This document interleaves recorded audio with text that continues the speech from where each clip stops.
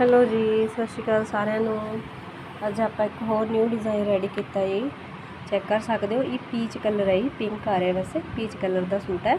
ਉਹਦੇ ਉੱਤੇ ਕਿੰਨੀ ਸੋਹਣੀ ਐਮਬਰਾਇਡਰੀ ਕੀਤੀ ਹੈ। ਠੀਕ ਹੈ ਜੀ। ਇੱਕ ਘੇਰੇ ਤੇ 2 ਫਲਾਵਰ ਆਉਣਗੇ ਸ਼ਰਟ ਤੇ। ਠੀਕ ਹੈ ਜੀ, ਬਹੁਤ ਹੀ ਪਿਆਰਾ ਸੂਟ ਹੈ। ਇਹਦੇ ਵਿੱਚ ਆਪਾਂ ਬਹੁਤ ਸਾਰੇ ਕਲਰ ਰੈਡੀ ਕੀਤੇ ਸੀ, ਜਿਹਦੇ ਵਿੱਚੋਂ ਆਪਣੇ ਕੋਲ 2 ਕਲਰ ਰਹਿ ਗਏ। ਫਸਟ ਹੈਗਾ ਪੀਚ, ਦੂਸਰਾ ਹੈਗਾ ਇਹ ਵਾਲਾ ਕਲਰ, ਤੁਸੀਂ ਚੈੱਕ ਕਰ ਸਕਦੇ ਹੋ। ठीक है, तो लाइट या येलो कह सकते हो, या फिर थोड़ा जिहा जिवें आपां पंजाबी भाषा दे विच कह दिंदे आ खाकी या कलर है। ठीक है जी, 2 ही कलर अपने को इस टाइम अवेलेबल है। दोनों फ्लावर एक घेरे ते आउणगे।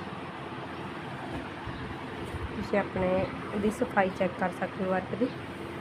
ठीक है, बाकी तुसीं ऑन ऑर्डर किसी भी कलर ते रेडी करवा सकते हो अपने तो सूट। ठीक है, अपने WhatsApp नंबर ते आके तुसीं मैसेज करो। Thank you.